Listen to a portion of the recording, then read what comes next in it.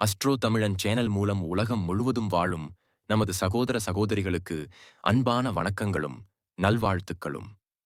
இன்றைய பதிவு ஏப்ரல் மாத ராசி பலன். முதலில் ஏப்ரல் மாதத்திற்கான கிரக நிலைகளை பார்ப்போம். அதை பார்க்கும்போது வியாழன் ரிஷப ராசியிலும் செவ்வாய் மிதுன ராசியிலும் உள்ளனர். வரும் ஏப்ரல் மாதம் 3ஆம் தேதி செவ்வாய் கடக ராசிக்கு மாறுகிறார். கேது கன்னி ராசியில் இருக்கிறார். மீனத்தை பார்த்தால் 5 கிரகங்கள் இணைந்து இருக்கும். நீங்கள் பார்க்கும்போது அது சூரியன், ராகு, சுக்கிரன், புதன், சனி ஆகியவை மீனத்தில் உள்ளன.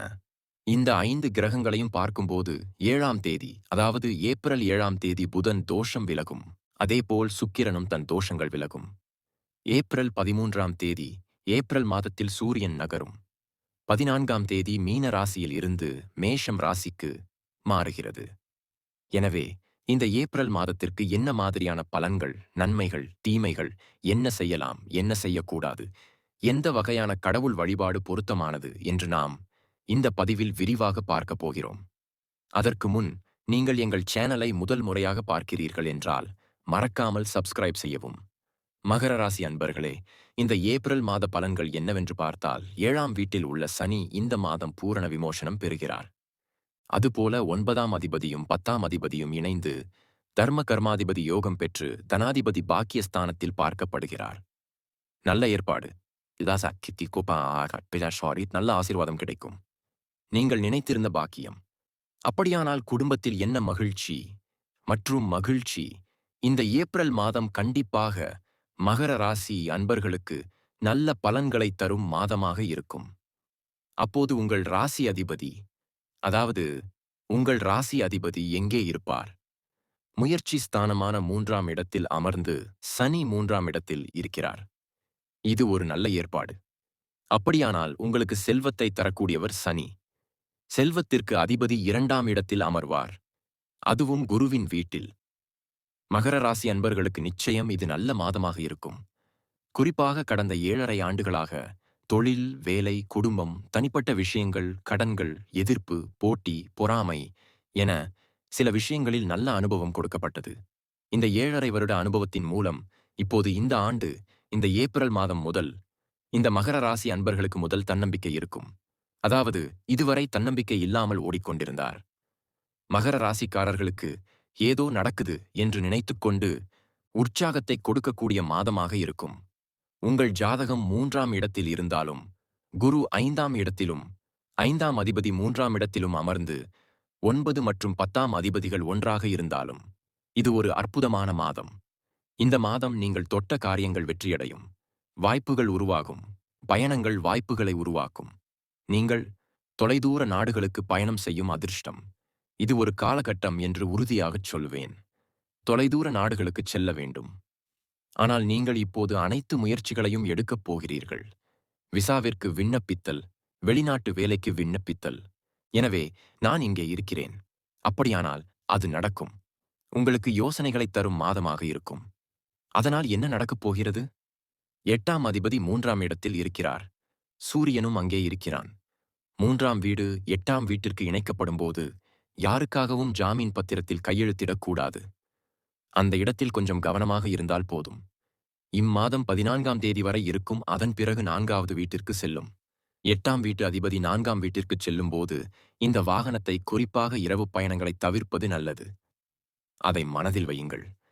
இம்மாதம் 14ஆம் தேதி பிறகு மகர ராசிக்காரர்கள் பழைய வீடுகள், பழைய வாகனங்கள் வாங்குவதால் சிலவிதமான பிரச்சனைகள் ஏற்படும். இப்போது அது மாறப்போகிறது. இது போன்ற எண்ணங்களை தரக்கூடிய மாதம். இந்த ஏப்ரல் மாதத்தில் புதிய வாகனங்கள் வாங்கும் வாய்ப்பு உள்ளது. உங்களால் முடியும் என்ற ஒரு அமைப்பு உள்ளது. புதிய வீடு வாங்க உங்களால் முடியும். ஒரு இடம் வாங்க இந்த மாதமும் அப்படி ஒரு அமைப்பு இருக்கிறது. விவசாயத் துறையில் வளர்ச்சி உள்ளது. கடந்த 7½ ஆண்டுகளாக விவசாயத்தில் பெரிய லாபம் இல்லை. கடின உழைப்புக்கு உங்களால் பெரிய ஆள் கிடைக்கவில்லை. அன்புள்ள மகர ராசிக்காரர்களே, இனிமேல் இந்த ஏப்ரல் மாதத்திற்குப் பிறகு நீங்கள் செய்ய வேண்டும். நீங்கள் வளர்ந்த விஷயங்கள் மற்றும் நீங்கள் செய்யக்கூடிய சில விஷயங்கள் மூலம் ஒரு நல்ல திட்டத்தை தீட்டினால், எதையாவது தொடங்கினால் கூடுதல் வருமானம் கிடைக்கும். அந்த அம்சங்கள் அனைத்தும் உங்கள் மனதில் வந்து அதை செயல்படுத்தி வெற்றி பெறும். இந்த மாதம் ஏப்ரல் தொடக்கத்தில் இருந்து உங்களுக்கு ஒரு காலமாக இருக்கும். இந்த விவசாய குடும்பம் நல்ல காலம் கழியும். குழந்தைகளின் நலன் எப்படி இருக்கும்? குழந்தை பாக்கியம் கிடைக்குமா? வந்து குழந்தைக்கு நிறைய செய்திருக்கிறோம். எனவே இந்த மாதம் வெற்றியை தரும் மாதமாக இருக்கும். 5ஆம் அதிபதியான சுக்கிரன் உச்ச ஸ்தானத்தில் இருக்கிறார். 3ஆம் அதிபதி 5வது இடத்தில் உள்ளார். இது ஒரு நல்ல அமைப்பு. சனி 7ஆம் இடத்தை முடித்து விட்டதால் எந்த தடையும் இல்லை. குழந்தை மகிழ்ச்சி என்பது குடும்பத்தில் நன்றாக இருப்பதன் குணம். நல்ல செய்தி வரும். உங்கள் காதுக்கு வரும் விஷயம் என்ன அது? குழந்தை பாக்கியம் அல்லது நல்ல வேலையாக இருக்கலாம். நீங்கள் அத்தகைய நல்ல செய்தி அல்லது வேலையில்லாதவருக்கு வேலை கிடைக்கும். நாம் நினைத்தது போல் பதவி உயர்வு உண்டு. சம்பள உயர்வு இருக்கலாம். கல்யாணம் செட் ஆகலாம். இந்த ஏப்ரல் மாதத்தில் இந்த மகர ராசி அன்பர்களுக்கு நல்லதை எதிர்பார்க்கலாம். அதுதான் என் கணிப்பு. சரி, இந்த கடன், நோய், எதிர்ப்பு, பகை இப்படி சிக்கியிருக்கும் இந்த மகர ராசி அன்பர்களே, கடன் இருந்தால் அதை முதலில் அடைத்துவிட்டு பிறகு பார்க்கலாம். அத்தகைய உணர்வுகளை எதிர்ப்பதை விட்டுவிட்டு தீயவனிடமிருந்து விலகிச் செல்வோம். ஆரோக்கியம் சரியா என்ற சிந்தனை முறைகள் நமக்குள் வந்து போய் சரிபார்ப்போம், மாஸ்டர் செக்கப் செய்து கொள்ளலாம். எனவே இந்த மாதம் மகர ராசி அன்பர்களுக்கு நிச்சயமாக ஒரு நல்ல மாதமாக இருக்கும். அங்கு அவர்கள் இந்த வகையான சிந்தனை முறைகளை வழங்குவதன் மூலம் அந்த ஆரோக்கியத்திற்கு முக்கியத்துவம் கொடுக்கலாம். அதே சமயம் பார்த்தால் 5ஆம் இடத்தில் இருக்கும் வியாழன் 11ஆம் இடத்தை பார்க்கிறார். லாப வீட்டை பார்ப்பது நல்லது. குலதெய்வத்தின் அருள் நிச்சயம் உண்டு என்பது ஐதீகம். இந்த ஏப்ரலில் ஒருமுறை குலதெய்வத்தை தரிசிக்கும் பாக்கியத்தை பெறுவீர்கள். நீங்கள் ஏதாவது ஒரு வடிவத்தில் அங்கு செல்லலாம். அத்தகைய எண்ணத்தை அளித்து நீங்கள் அங்கு சென்று சில நல்ல விஷயங்களை செய்யக்கூடிய நிறுவனங்கள் நிச்சயமாக வாய்ப்புகளை உருவாக்கும். இதில் மாற்றுக்கருத்து ஏதும் இல்லை. அந்த குரு பகவானின் பார்வை உங்கள் ராசியில் பதிவதால் பெரிய மனிதர்களின் தொடர்புகள் உங்களுக்கு ஏதாவது ஒரு வகையில் உருவாக்கும். குருக்கள், நல்ல ஆசிரியர்கள், நல்ல குருக்கள், கற்பித்தல், சட்டம், நிதி, நீதித்துறை, பெரிய மனிதர்கள், அதாவது அரசியல்வாதிகள் அல்லது உங்களை விட உயரத்தில் இருப்பவர்களின் ஆதரவு. எனவே இந்த ஏப்ரல் மாதம் கண்டிப்பாக நீங்கள் அவர்களின் இணைப்புகளைப் பெற்று உங்களுக்கு ஏதாவது ஒரு வகையில் உதவியாக இருக்கும் மாதமாக இருக்கும். அதே சமயம் தொழிலுக்கு 10ஆம் அதிபதியான சுக்கிரன் உச்சத்தில் அமர்ந்திருக்கிறது. அப்போது நிச்சயம் தொழிலில் மாற்றத்தை எதிர்பார்க்கலாம். செட்டில் ஆகாத மகர ராசி அன்பர்கள் கணவன் அல்லது மனைவியாக இருக்கலாம். அவர்கள் குடியேறவில்லை என்றால் உங்களுக்கு அப்படி ஒரு எண்ணம் வரும். அவர்கள் குடியேறும் திறன் கொண்டவர்கள் என்று பார்த்தீர்களா? இந்த மாதம் வெளிநாட்டு உறவுகள் அப்படித்தான் இப்போதே உங்கள் எண்ணங்கள் ஓட ஆரம்பிக்கின்றன. ஓரிரு வருடங்கள் அல்லது 2-3 வருடங்கள் வெளிநாடு சென்றுவிட்டு திரும்பி வர வேண்டுமா? பணம் சம்பாதிக்க வெளிநாடு செல்ல வேண்டுமா அல்லது வெளிநாட்டில் வேலை செய்ய வேண்டுமா? இந்த ஏப்ரலில் உங்கள் மனதில் என்ன எண்ணங்கள் ஓடப்போகிறது? அதுதான் கட்டமைப்பு. மகர ராசிக்காரர்களே, இதை பார்த்திருந்தால் இந்த ஏப்ரல் மாதம் மே மாதம் முடிவதற்குள் வெளி மாநிலம் வெளிநாடு செல்லும் பாக்கியம் நிச்சயம் கிடைக்கும். அதுதான் கட்டமைப்பு.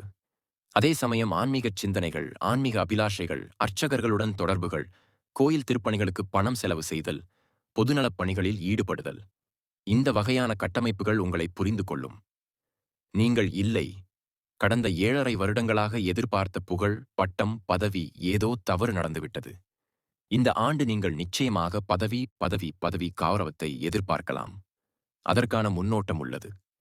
இந்த ஏப்ரல் மாதத்திலேயே நல்ல தெய்வ வழிபாடு உங்களுக்கு வெற்றியடையும். அப்படியானால் சனிக்கிழமை தோறும் ஆஞ்சநேயரை வழிபடுங்கள். இறைவனை வணங்கும்போது நல்ல தன்னம்பிக்கையுடன் உங்கள் முயற்சிகள் நிச்சயமாக வெற்றி பெறும் என்பதில் மாற்றுக் கருத்து ஏதுமில்லை. இப்போது இந்த ஏப்ரல் மாதத்தின் பொதுவான முடிவுகளை பார்த்தோம். துல்லியமான முடிவை நாங்கள் விரும்புகிறோம். அப்படியானால் உங்கள் ஜாதகத்தில் கிரகங்கள் எப்படி இருக்கின்றன? இவர்களுக்கு எப்படிப்பட்ட ஆதிக்கம்? அவர்கள் எத்தனை டிகிரிகளில் அமர்ந்திருக்கிறார்கள்? இப்போது தற்போதைய தசா, புத்திசாலித்தனம், நுணுக்கம், நீங்கள் என்ன கேள்வி கேட்டாலும் உங்கள் ஜாதத்தில் விதி கொடுப்பினை இருக்கிறதா? 2025இல் எங்கள் சொந்த தொழில் தொடங்கலாம். அப்படியானால் சொந்தமாக எப்போது தொழில் தொடங்கலாம்? எந்த படிப்பு படிப்பது நல்லது? எந்த பாடத்திட்டத்தில் நமது எதிர்காலம் நன்றாக இருக்கும்? திருமணம் தடைபடுகிறது. நமக்கு எப்போது திருமணம் நடக்கும்? குழந்தை பாக்கியம் எப்போது கிடைக்கும்? நம் வீட்டை எப்போது கட்டலாம்? நமக்கு எப்போது பதவி உயர்வு கிடைக்கும்? இது போன்ற கேள்விகளுக்கு நாம் துல்லியமான பதில்களை வழங்க முடியும். நீங்கள் எங்கள் சேனலை முதல் முறையாக பார்க்கிறீர்கள் என்றால் மறக்காமல் சப்ஸ்கிரைப் பண்ணுங்க. மற்றும் பக்கத்தில் உள்ள பெல் பட்டனையும் ஆல் என்கின்ற நோட்டிஃபிகேஷனும் கிளிக் செய்யவும். நீங்கள் அறிவிப்பை கிளிக் செய்தால் நான் அடுத்து போடக்கூடிய பலன்கள் உங்கள் அறிவிப்பில் வந்து சேரும். இந்த ராசியை பின்பற்றுபவர்கள் அனைவருக்கும் நீண்ட ஆயுளும் செல்வ செழிப்பும் செல்வாக்கும் கிடைக்க வாழ்த்துக்கள். நன்றி மற்றும் நல்வாழ்த்துக்கள்.